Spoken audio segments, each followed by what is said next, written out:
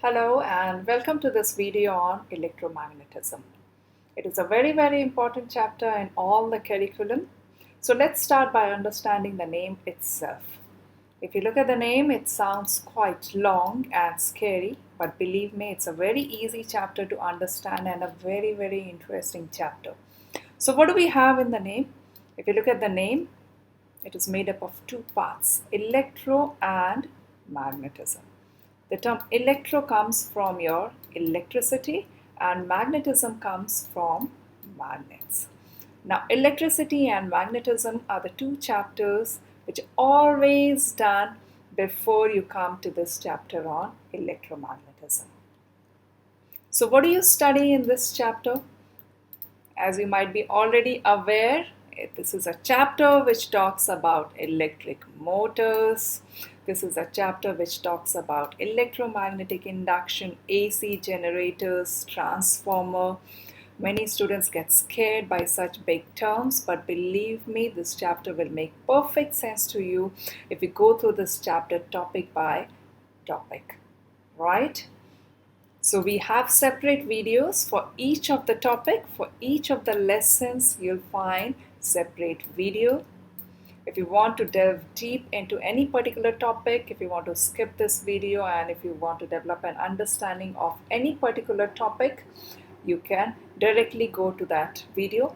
But if you are new to this chapter and if you want to move step by step, here is where you start. So this chapter starts with lesson 1. In this chapter, we talk about lesson 1, which is magnetic field near current carrying wire. This is the name of your lesson. So let's understand what this chapter talks about. So this chapter says there is a magnetic field wherever there is a current carrying wire. So here also, if you see, current and magnets linked together. Electromagnetism. So wherever you have current in a conductor or in a wire, you'll have magnetic field around it. So what will we study in this chapter? In this chapter, we'll be studying about magnetic field near current carrying wire. Now this current carrying wire can be a straight wire, as in like this, that's a straight wire. It can be a coil, a single coil, or it can be a solenoid. Solenoid is multiple coil or a spring-like structure. So this chapter also talks about the right hand thumb rule, the right hand grip rule. These are the two terms that you would have heard about. This chapter talks about these two concepts as well, right? So let's start with understanding magnetic field near a long straight wire. Magnetic field can be seen using the setup as shown. So this is the setup that we are talking about by using some iron filing and a compass. Right? So you need to create a setup like this. So what is this setup? Let us understand this setup first. So what do you see in the setup? Let's understand bit by bit. You see a piece of paper. You see a flat piece of paper. You make a small hole in between. Make a small hole in between and pass a wire through it. Simple, pass a wire through it. This wire can be connected to a battery so that there is current in the wire. Simple setup. What do you do next? You sprinkle some iron filings on this paper. What are iron filings? Simple iron filings. Iron filings are nothing but powdered iron metal. So how do the iron filing look like? That's your iron filing.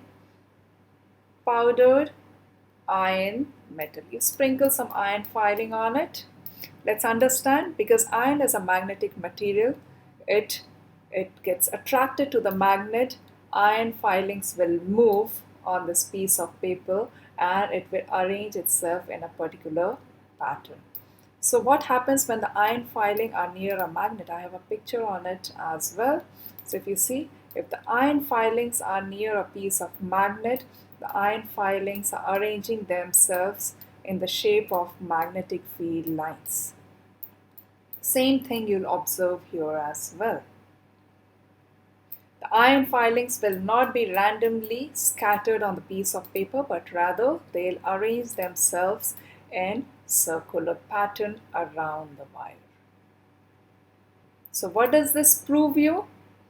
You see that the iron filings will start moving and they'll arrange themselves in circular ring. What does this prove you?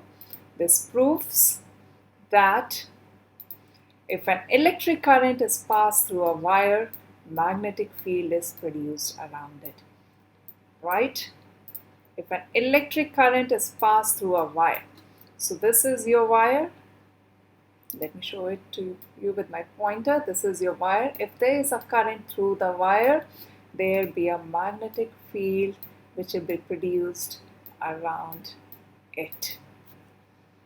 Because you saw that the iron filings moved and they arranged themselves in circular pattern, this itself proves that there is magnetic field around this wire which is carrying current. Right?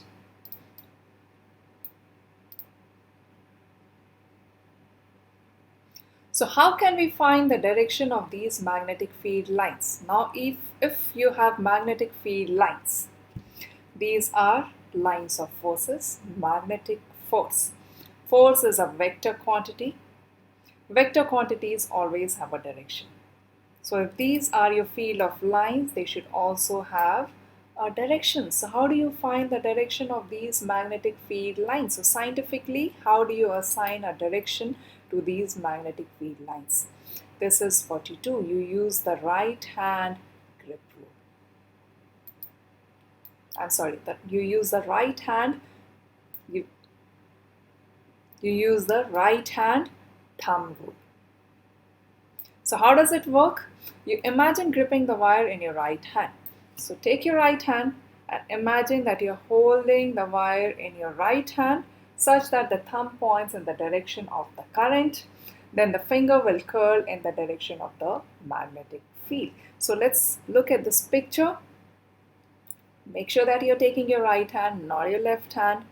Take out your right hand and imagine that you're gripping this wire which is on the screen with the thumb pointing in the direction of the current. How are your fingers curling? This way. Right? Anti-clockwise direction, as you see here. That's the direction of your magnetic field lines. So that's how we scientifically determine the direction of the magnetic field lines around a wire which is carrying a current. Right? So next, we'll talk about some of the notes here. So these are notes worth taking. You can take your pens, your notebooks and copy these notes. Here we'll be talking about the features of the field from a straight current carrying wire. Feature means what are the properties of these field lines, right? So some of the properties that you see here quite evident. They are circular lines, right? Magnetic field lines are circle. So around this wire, the magnetic field lines are circles. The field is strongest close to the wire. So if you see, the circles are close together where they are nearer to the wire, which sees that the magnetic field forces are close when you are near to the wire, and the magnetic field forces become weak as you go away from the wire. Increasing the current increases the strength of the magnetic field. So if you increase the current in this wire by using a stronger battery, you'll see that the magnetic field lines which are produced here are stronger. Reversing the direction of the current reverses the direction of the magnetic field. So if you take this battery and turn it around, if you turn it around with the positive terminal up like this, turn this battery around, what happens? Current now flows in the opposite direction. You'll see that the magnetic needle, the needle here of the compass here deflects in the opposite direction, right? If the needle earlier was deflecting this way, now you'll see Now you'll see that the needle deflects in this way, right? So reversing the direction of the current reverses the direction of the magnetic field. Now let's understand magnetic field through a coil. If the wire is not a straight line wire, but instead if it is a coil, what is the shape of the magnetic field which is produced? So again, simple setup. You take a piece of paper. Now you make two holes in this piece of paper. Pass the same wire and make a loop through it and make it pass through the paper at the two places, right? So that's how the wire looks like. The loop is passing through the wire. Again, you sprinkle some iron filings on the piece of paper. Pass the current through the wire. What you'll see that the iron filings arrange themselves in circular fashion around these two pieces of wire that are passing through the paper. If you see, the coil is passing through the paper at these 2 points, point 1 and point 2, right? You see that the iron filings are arranged in circular fashion around both these 2 points through which the coil is passing through the paper. This is the second picture, is the actual picture of how the iron filings will arrange themselves around a coil, right? You see the iron filings arranged in circular fashion, right? Right? Make sense? So if you think about this particular side as a single wire passing through the paper, you have circular pattern around this side. If you think of the other side, the second side, as another wire passing through the paper, you'll have circular rings around at the other side. Now let's understand about magnetic field through a solenoid. Now what is a solenoid? Solenoid, as I already told you all, it's a long coil of wire. So now instead of one coil, you have multiple coils like this, right? Now the current is passed through the coil. Current has to be present if you want to experience the magnetic field. You'll see that magnetic field will be present around this coil. You can sprinkle, you can do the iron filing test. Again, you can sprinkle some iron filings around the solenoid. The solenoid setup, if you see here, it is passing through a plastic board. You can sprinkle some iron filing on the plastic board. That's the pattern of the iron filings that you'll see. You'll see that iron filings arrange themselves in this particular pattern when the current passes through this coil, right? Let's understand the magnetic field through a solenoid and its pattern, right? The magnetic field pattern is like that of the bar magnet. Compare both the pictures. In the chapter magnets, this is what you would have studied. The magnetic field line of forces around the magnet looks something like this. And if you look at the magnetic field line of forces around the solenoid, it also looks the same. Magnetic field pattern is like that of the bar magnet. Very, very important point and very, very easy thing to understand.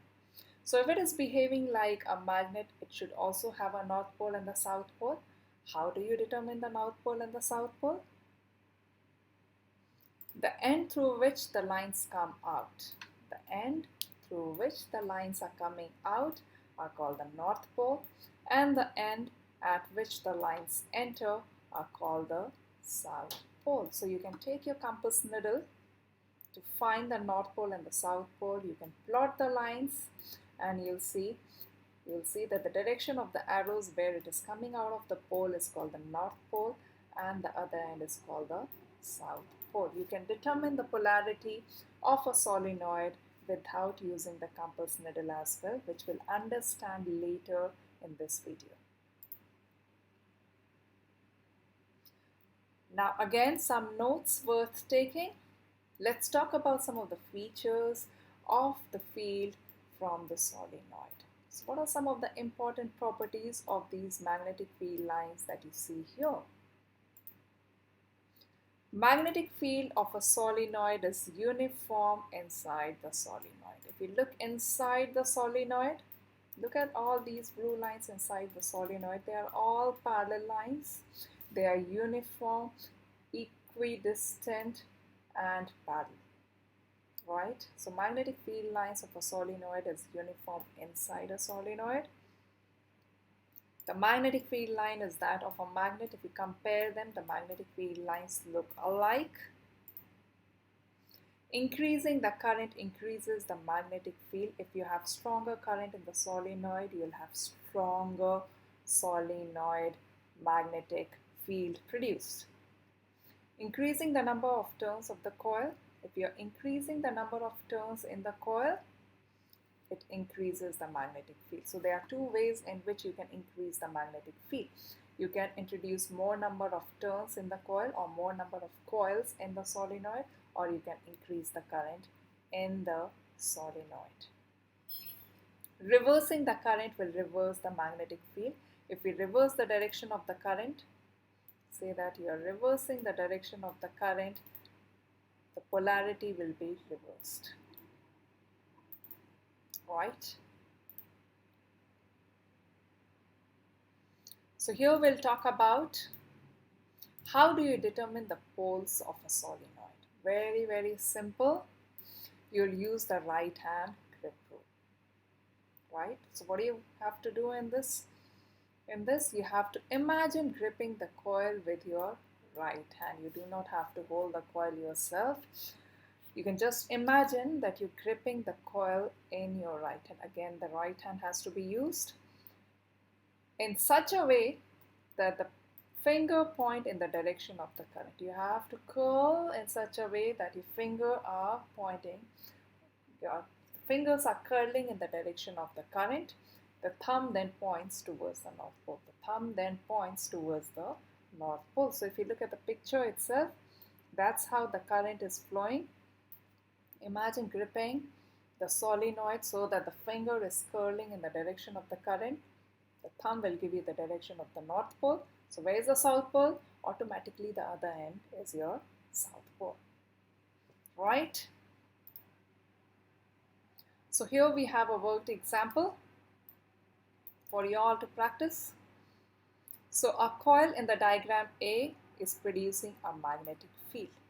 So you have a coil and you have magnetic field being produced around it. The coil is connected to the battery, so obviously there is current in the coil. So you have to answer these three questions. You can pause the video for a bit, answer the three questions, and then you can play the video again. So please hit the pause button now.